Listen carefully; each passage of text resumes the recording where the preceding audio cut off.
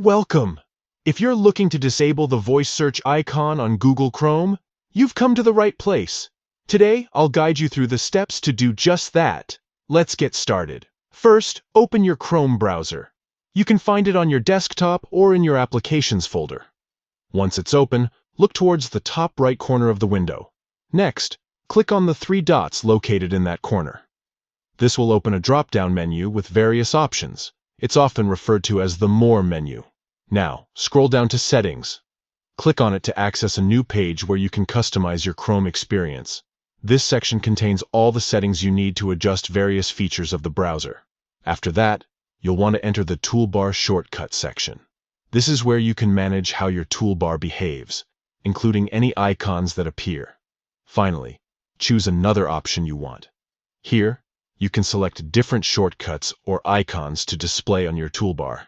By doing this, you can effectively remove the voice search feature from your toolbar. And there you have it.